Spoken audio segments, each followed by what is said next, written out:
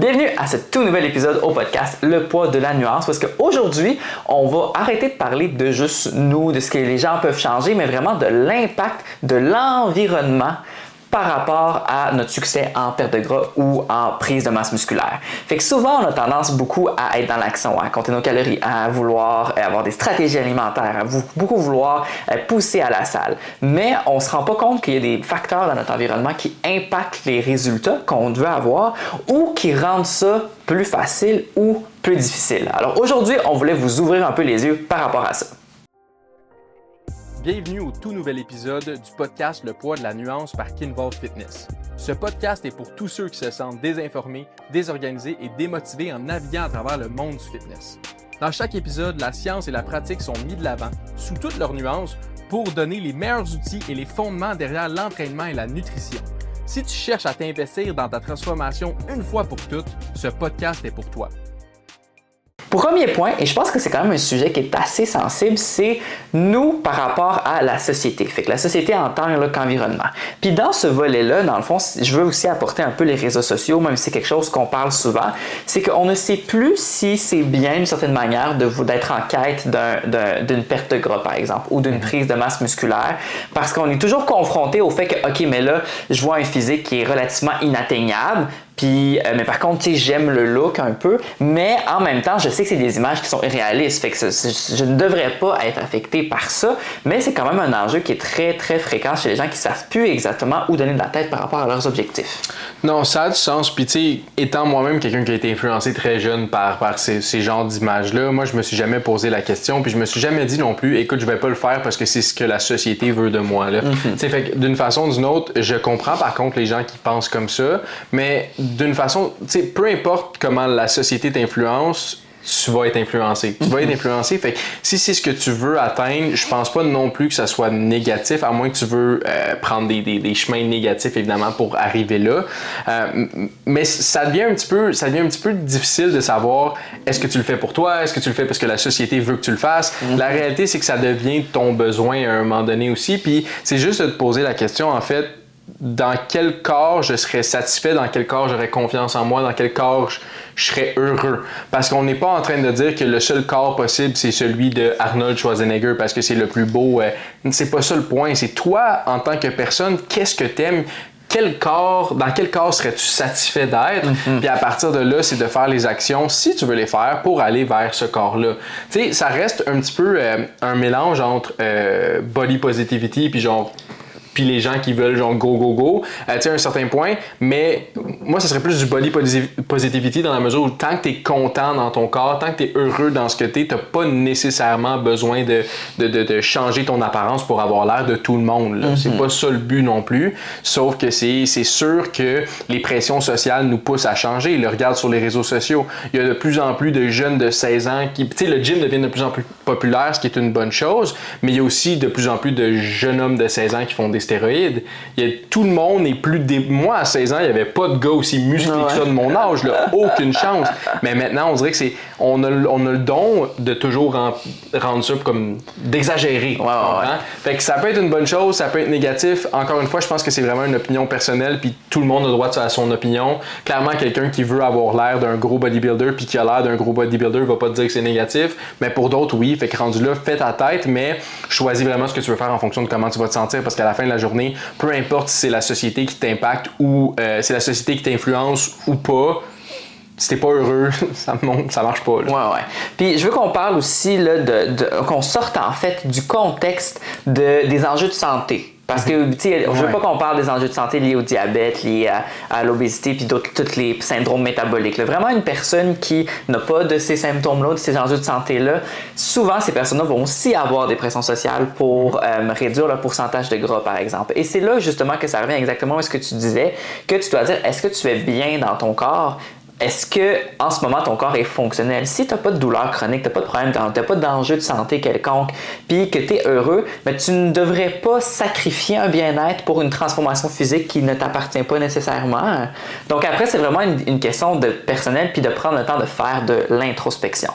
Ce que j'aime souvent aussi faire réaliser, c'est que généralement, ce que les gens recherchent, c'est pas nécessairement une transformation physique, c'est une nouvelle identité. Puis qu'est-ce que je veux dire par là, c'est que on juge beaucoup par nos yeux, là, on juge rapidement au premier coup d'œil. Et ce qui arrive, c'est que si on voit quelqu'un qui, on va dire, prendre un style normal, quelqu'un qui est musclé et mince et musclé, ben on va avoir le réflexe analytique de dire, ok, mais cette personne-là met son entraînement en avant. C'est quelqu'un qui fait attention à sa nutrition, c'est quelqu'un qui va manger bio, c'est quelqu'un qui va faire attention à sa santé, c'est quelqu'un qui a du temps pour lui. Bref, c'est toutes des idées préconçues qu'on associe au fait d'avoir un beau physique et c'est généralement ça que les gens aussi veulent chercher. Souvent, les personnes, c'est parce qu'ils veulent rechercher ce physique-là parce qu'ils se disent « Hey, ben moi, ça fait longtemps que je m'entraîne plus. Hey, moi, je fais pas tant attention à ma nutrition.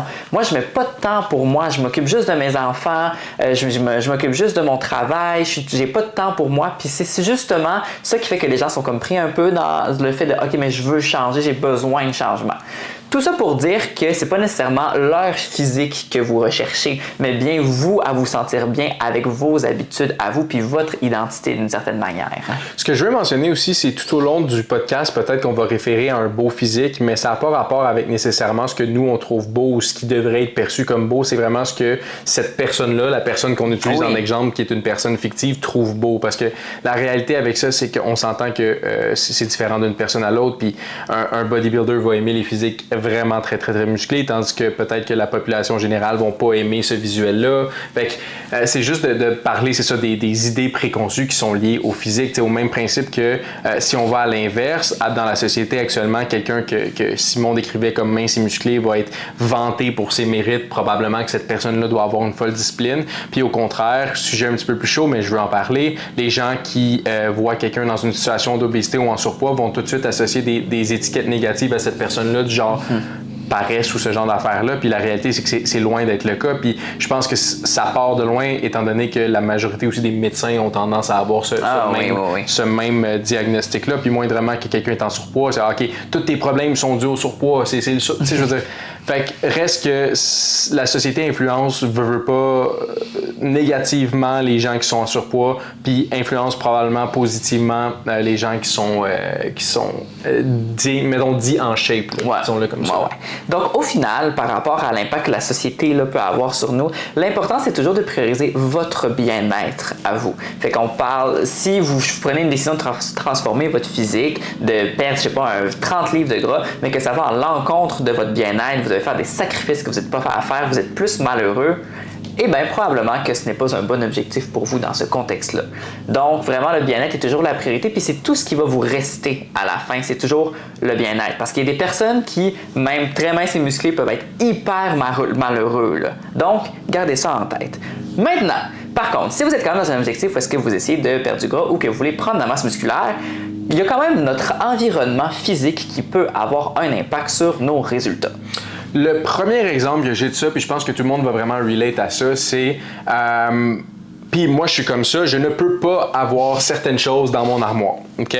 Exemple, moi s'il y a des chips dans mon armoire, c'est parce qu'ils sont mangés la soirée même, le sac au complet. Bref, ça pour dire maintenant que c'est dit, reste que avoir dans tes armoires des choses qui sont peut-être un petit peu moins favorables à ton objectif si on parle d'une perte de gras, c'est quelque chose qui ne t'aidera pas dans ton plan de match. Je veux pas, parce que c'est sûr que, mettons, tu es en déficit calorique, tu as vraiment faim, puis là tu ouvres ton armoire, qu'est-ce qui a l'air plus intéressant, de manger le brocoli ou de manger, je sais pas, les Oreos à côté? Bien, clairement, pour tout le monde, c'est les Oreos. Là. C'est juste que ce que les gens vont avoir tendance à faire, c'est d'éviter d'avoir ça dans leur armoire. Puis ça, c'est un exemple parmi tant d'autres, mais même principe de contrôler ton environnement, j'aime ça référer aussi à la personne qui veut aller au gym après le travail.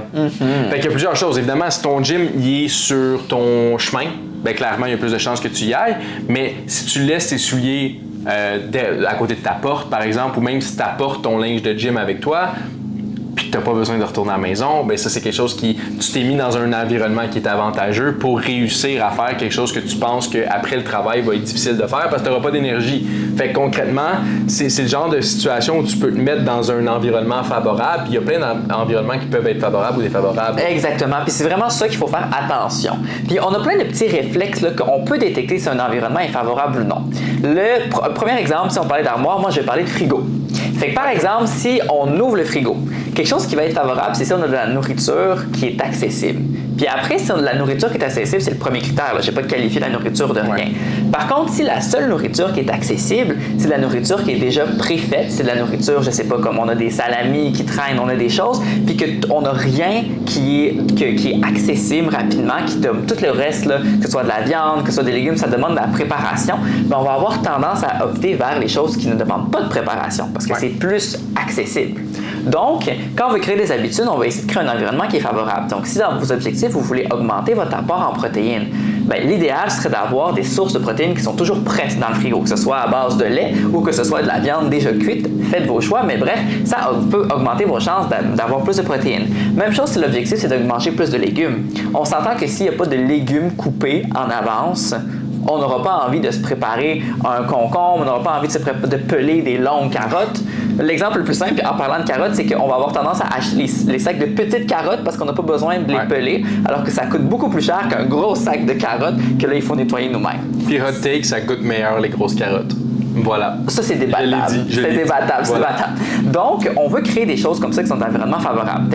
Dans le frigo, le meal prep, en fait, c'est aussi ça l'intention. C'est de créer un environnement qui est favorable à si j'ai faim et je dois manger un repas, est-ce que j'ai quelque chose de disponible? Parce que soit je dois préparer un repas, soit je dois commander du Uber Eats. Et souvent, le Uber Eats, c'est une tâche qui est plus facile que se préparer un repas. Donc, on veut construire un environnement favorable. Maintenant, des petits trucs là, au niveau de la maison, particulièrement pour les gens qui sont au télétravail. Si dans le fond, si la nourriture est visible sur le comptoir, on aura tendance à plus vouloir la manger. Puis, je pars toujours de la prémisse de base, c'est vrai, j'ai oublié de le dire avant, que plus on est tenté dans la vie, plus c'est difficile de résister à la tentation. Et la tentation va toujours gagner un jour. Donc, si vous avez toujours un beau sac de Doritos Piment Infernal qui traîne sur votre comptoir et que chaque fois que vous passez dans la cuisine, il vous regarde avec ses yeux, mais c'est sûr que maintenant, vous allez être tenté de prendre votre sac de Doritos Infernal. Par contre, s'il est dans l'armoire la plus haute, derrière tout ce que vous avez à manger, ou est-ce qu'il vous faut un escabeau pour aller le chercher, c'est sûr que ça va être moins motivant de se dire « Ah, j'ai une petite faim, ouvrir le sac de chips parce qu'il est loin. » Puis on rend la tâche difficile. Fait que plus quelque chose est accessible, plus elle est facile, plus on va avoir tendance à la manger. Donc, conseil, c'est de limiter la nourriture qui est accessible au comptoir. Il y a des fruits, parfait, on a des fruits dehors sur le comptoir, mais on n'a rien d'autre. On n'a pas un bol de noix, on n'a pas notre boîte de céréales parce que sinon, on va se laisser tenter un jour. Peut-être pas maintenant parce qu'on a de la volonté, mais un moment donné, on va perdre. Deuxième chose aussi, deuxième possibilité si vous travaillez à la maison, c'est que si vous travaillez sur un aire de travail, de ne pas avoir de nourriture proche de vous. Parce que là, c'est très drôle, mais on peut avoir tendance à piger dans la nourriture sans s'en rendre compte. Et c'est particulièrement difficile d'écouter nos signaux de faim quand on est sédentaire. Donc souvent, on va associer certaines activités comme travailler à manger et on ne va pas se rendre compte qu'on mange plus, par exemple. 100%. Tu sais, moi, quand je regarde pas vraiment mon alimentation, mettons, exemple parfait, c'est en voyage, quand j'étais au Guatemala, dès qu'il y avait de la bouffe devant moi, je la mangeais. Là. Moi, c'est pas compliqué. Là. Dès qu'il y en a, là, que j'avais faim ou pas, je mange. Là. Fait que, tu sais, c'est des choses que tu peux te limiter. Puis, ce qui est super intéressant aussi, c'est comme stratégie de laisser la tentation le plus loin possible parce que tu vas devoir faire des extra steps pour être en mesure d'aller chercher peu importe ce que tu veux manger, là. Mais si tu dois, mettons pour manger des chips, parce que toi tu es quelqu'un qui crave vraiment des chips, tu dois te déplacer à moins 35 en plein milieu du mois de décembre pour aller les chercher, ça se peut que ça soit un pensez-y bien. Puis là, c'est sûr que dans ce contexte-là, c'est dommage. Uber Eats, évidemment, ça vient enrayer aussi cette... parce que ça fait pas longtemps que ça existe, mais avant, tu devais vraiment être en mesure de penser, OK, est-ce que je veux y aller? Est-ce que je veux me déplacer pour ça? Est-ce que je veux le ramener ici? Ça vaut-tu la peine? Là, Uber Eats, c'est tout sur un... Tu pèses une fois puis t'es correct. Fait que, c'est de faire attention. Puis même principe de contrôler notre environnement, c'est moi, quand j'ai enlever les applications comme Uber Eats, DoorDash de mon téléphone, je me suis vraiment, ça allait vraiment mieux là. Ouais. Je les ai pas, puis je les ai jamais retéléchargés, puis ça va bien pour ça, tu sais. Fait que ça aussi c'est contrôler son environnement, c'est qu'est-ce que tu peux, avoir dans ton téléphone, autant au niveau d'application que ce que tu regardes, parce que mettons exemple TikTok, exemple parfait, si tu regardes des trucs de bouffe décadente, tu vas juste avoir des trucs de bouffe décadente. Donc tu peux te faire souffrir si tu veux, mais concrètement c'est peut-être pas une bonne idée de regarder. À chaque fois que tu ouvres ton TikTok, tu vois quelqu'un qui fait genre un triple stack hamburger. C'est comme, peut-être que c'est peut-être pas la stratégie pour toi. Fait que, tu sais, contrôle ton environnement pour que ce soit en faveur, évidemment, de de ton objectif. Exactement. Puis ça, on a un contrôle, c'est des trucs là qu'on peut toujours changer. Puis là, tu sais, on parlait de retirer de la nourriture dans un contexte de perte de gras, mais sachez aussi que même dans un contexte de prise de masse musculaire, si on est quelqu'un qui n'a pas tendance à manger beaucoup, l'inverse est applicable aussi. Fait que par exemple, si je veux augmenter mon apport en protéines dans une journée parce que je sais que j'en mange pas assez, ben laisser traîner son pot de protéines sur le comptoir, ça peut être une option parce qu'on a un rappel.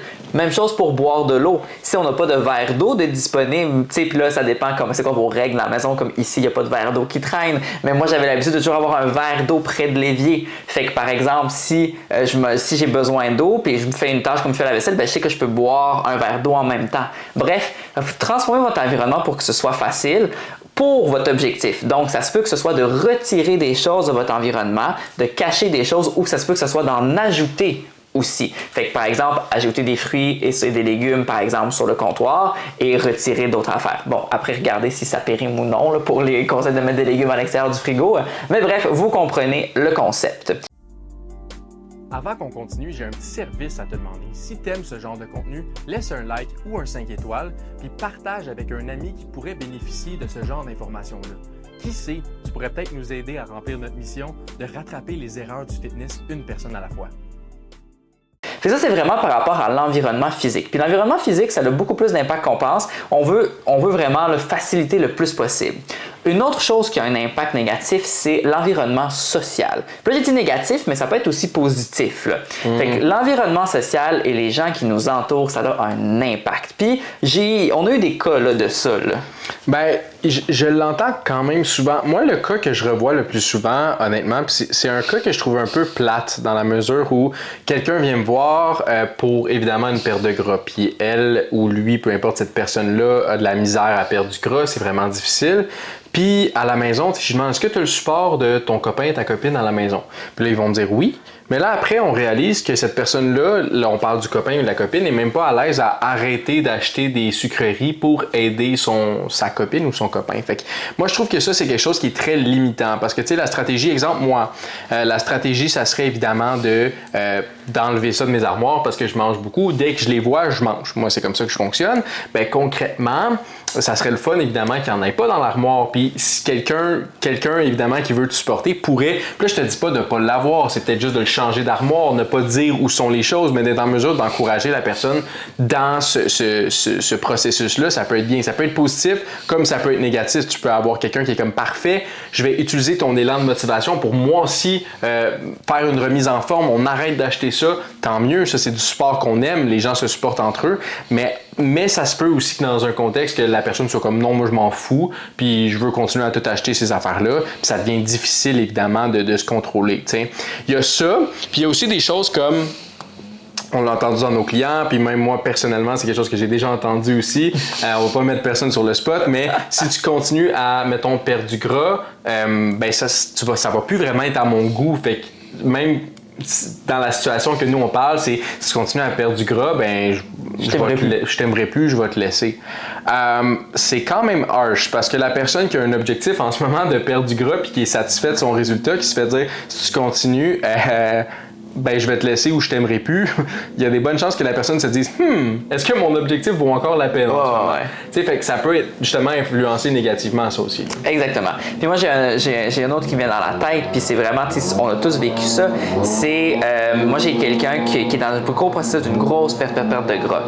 Puis lui il se dit moi j'aime vraiment beaucoup le sucré, fait que j'essaie d'en avoir moins, j'essaie d'être moins autour de ça, mais à chaque soir sa femme sa femme, lui, elle décide, de toujours manger des chips, toujours manger des sucreries en même temps, puis il est à côté. Puis il me le dit à chaque fois, il dit c'est tellement difficile parce que je sais que je résiste, mais on dirait qu'elle veut pas me supporter là-dedans, puis je pense que c'est ça qui rend ça difficile.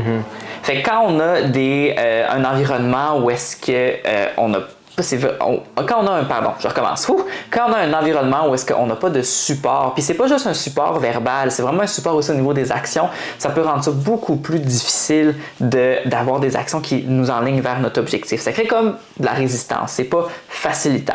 À l'inverse aussi, se tenir avec des personnes qui nous encouragent dans ce processus-là, comme beaucoup de personnes nous prennent comme coach aussi parce qu'ils veulent un système, une certaine manière de OK, on m'élève vers le haut, on m'accompagne là-dedans parce qu'ils n'arrivent pas à avoir ce support-là. Puis dans notre groupe Facebook aussi, c'est ça qu'on crée. Bref, le but, c'est d'avoir un environnement aussi qui est facilitant au niveau social. Puis on a tous déjà entendu cette expression-là qui dit on ressemble aux 5 personnes les plus proches qu'on est. Là. Fait que c'est un peu aussi ça l'intention dans un environnement social quand on a un processus de perte de gras ou même de prise de masse musculaire parce que les gens ne vont pas nécessairement comprendre les actions qu'une personne va faire. Puis j'ai eu une cliente là, elle était en prise de masse musculaire et dans son milieu de travail, elle trouvait ça super difficile parce que là, les gens, ils la trouvaient vraiment poche de manger la même affaire. Elle trouvait vraiment en poche d'avoir à compter ses calories parce qu'elle avait fait ce choix-là pour son sport et à chaque fois, quand il y a des petits commentaires insidieux, là, puis moi, je pars de la prémisse qu'on ne devrait pas juger la nourriture des gens, mais c'est comme ben toi, c'est sûr que tu peux pas manger de crème glacée.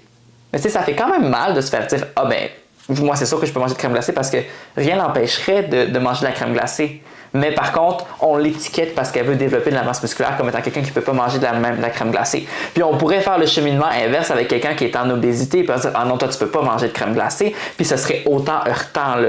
Fait que c'est important d'avoir un environnement social qui nous supporte. Puis, d'un autre côté, si c'est pas un environnement social qui nous supporte, c'est peut-être juste un environnement social qui en parle pas. Parce que je pense que quelque chose ce qui est poche avec l'alimentation, c'est peu importe t'es rendu où dans ton objectif, c'est quelqu'un qui ne comprend pas évidemment. Puis comme tu l'as dit, tu l'as très bien mentionné, je trouve ça poche évidemment qu'on commente ce que les autres mangent.